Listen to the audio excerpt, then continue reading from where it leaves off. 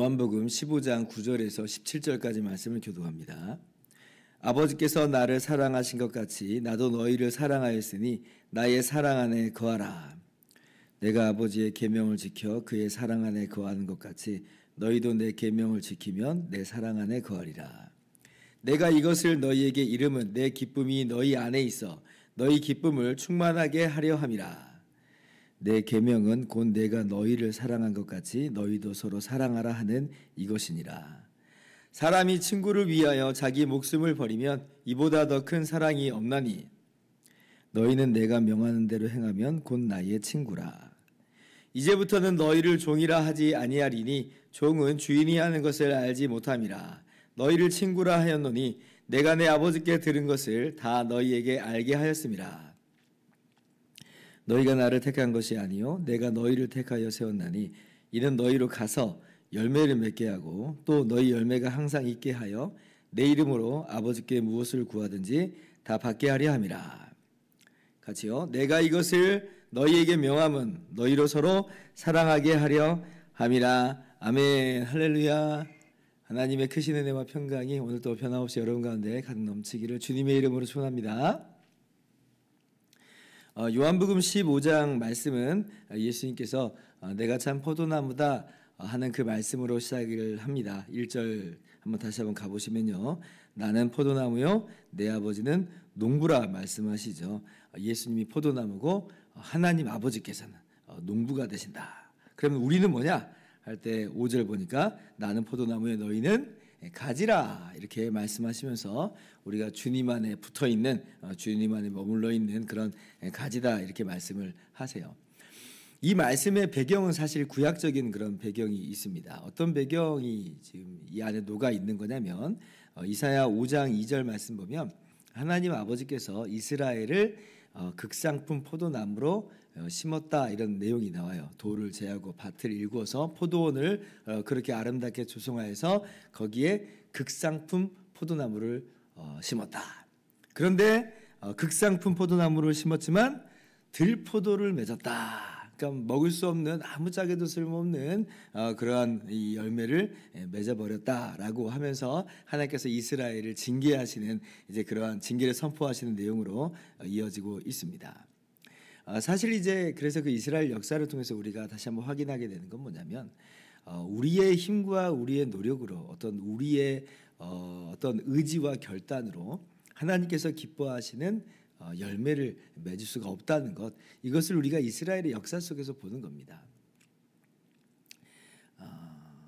타락하여 부패한 인간, 부패한 이후로는 그 어떤 인간도 사실은 여기서 예외가 되지는 못합니다. 선을 행하고자 하지만 선보다는 악을 행하고 선을 행한다고 할지라도 그러나 우리가 악에서 떠나지 못하는 이제 그러한 모습을 보이는 것이죠. 그래서 인류에게는 하나님께서 기뻐하시는 그 완전한 그 아름다운 열매는 정말 기대할 수가 없는 것인데 그러면 정말 아무런 우리에게는 소망이 없는 것이냐?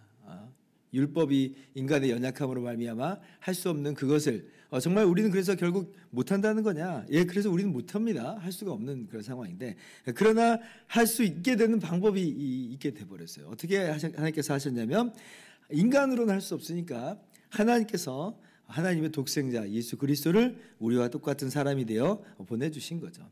그러니까 마치 인간이라고 하는 이 포도나무는 정말 이 아름다운 열매를 맺을 수 없는 그런 형편이기 때문에 하나님께서 예수 그리스도라고 하는 한 포도나무를 심으신 거예요. 한 포도나무를. 그래서 그 포도나무로부터 아름다운 열매를 맺게 하고자 하시는 것이죠. 그리고 우리가 지금 예수님을 믿는 우리가 주님과 하나가 되어서 그 포도나무의 가지가 되었고 율법이 인간의 연약함으로 말미암아 할 수 없는 그것을 이제 하게끔 할 수 있게끔 하시는 거예요. 이게 단순히 우리가 하고자 해서 하는 것이 아니라 포도나무로 말미암아 이 힘과 양분이 우리 가운데 공급됨으로 인하여서 성령으로 말미암아 우리가 주님과 하나 되었으니 이 성령으로 말미암아 주님의 힘과 능력이 우리 가운데 공급되는 것으로 우리는 이제 열매 맺을 수 있는 인생으로 바뀌었다. 하나님께서 기뻐 받으시는 열매 맺는 그런 인생으로 우리는 나아가게 됐다는 것이에요. 그래서 어저께 제가 말씀을 드린 것이 우린 할 수 있습니다. 우린 열매 맺을 수 있습니다. 그렇게 말씀을 드렸던 것이 바로 그 이야기예요. 5절부터 6절도 다시 한번 말씀하시잖아요. 나는 포도나무여 너희는 가지라. 그가 내 안에 내가 그 안에 거하면 사람이 열매를 많이 맺나니 나를 떠나서는 너희가 아무것도 할 수 없습니다. 우리가 주님께 붙어있는 자가 됐기 때문에 우리는 열매를 많이 맺는 그런 존재가 이제 되었다라고 하는 것이에요.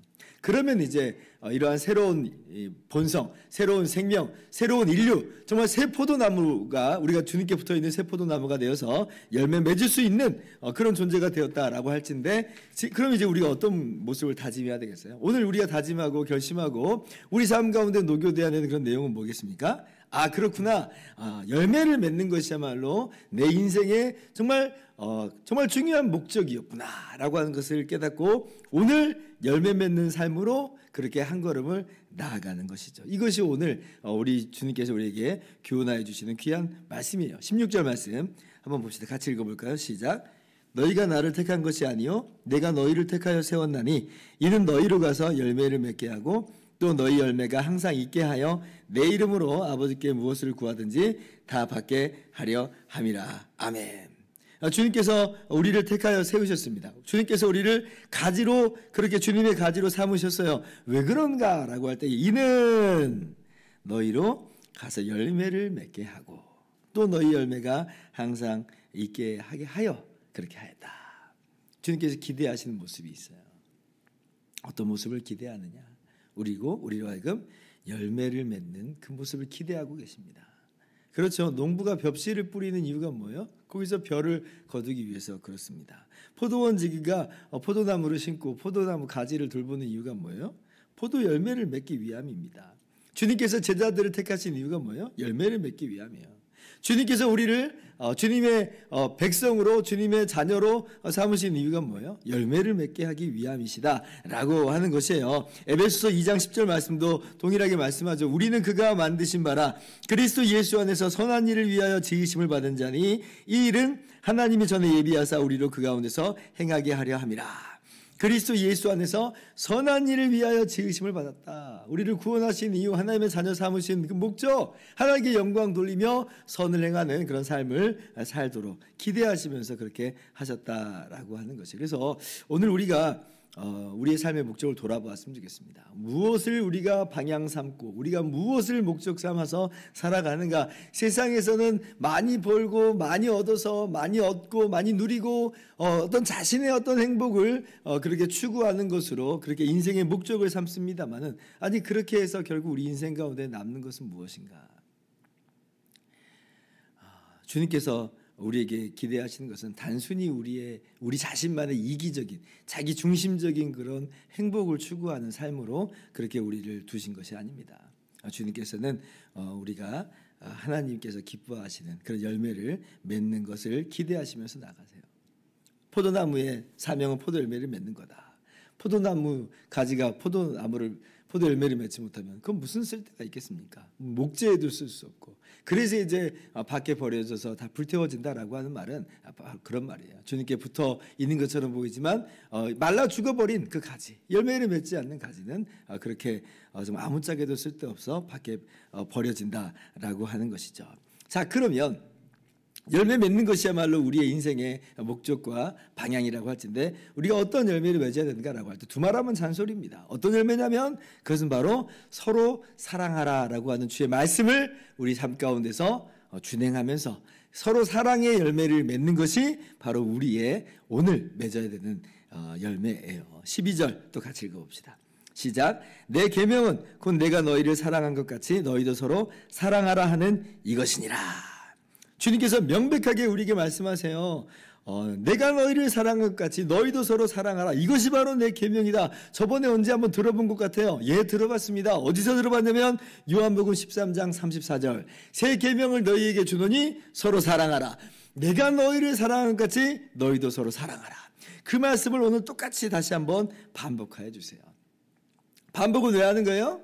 반복은 중요하니까 하는 겁니다. 이것이야말로 핵심이다라고 하시면서 주님께서 반복하여 말씀하세요.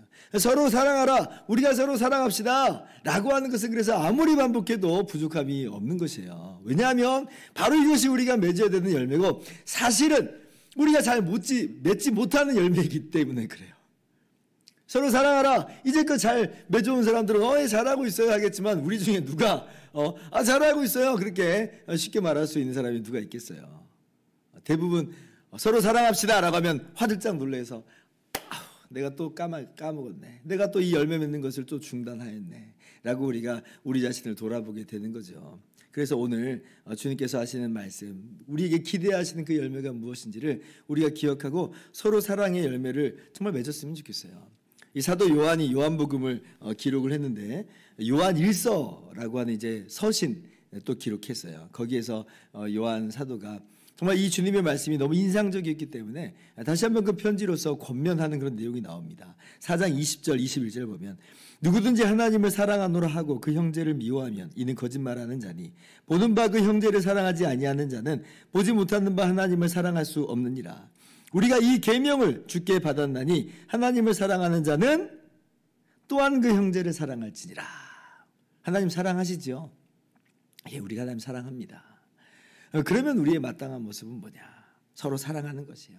서로 사랑이라고 하는 것은 정말 그 사람이 어떠한 사람이든지 간에 서로 사랑하는 거예요. 교회 안에서도 각양각색의 사람들이 모여 있습니다. 그러나 정말 그런 각양각색의 사람, 어떤 신분과 계층과 인종과 어떤 성별이나 그런 것에 차등을 두고 우리가 누군 사랑하고 누군 사랑 안 하고가 아니라, 내가 사랑하고 싶어하는 사람만 사랑한다는 게 아니라, 우리는 교회 공동체로 모였을 때에 주님의 몸인 한 몸으로서 우리는 모두에게 동일한 사랑으로서 차별 없이 나가야 되는 것이에요. 어떤 그룹화 돼가지고 내가 원하는 그룹에서만 내가 사랑하겠다가 아니라, 그리고 나 혼자만 그냥 있겠다가 아니라, 주님께서 몸으로 삼아주셨으니 하나님을 사랑하는 것으로서 우리는 우리의 형제와 자매를 동일하게 사랑하는 것이다.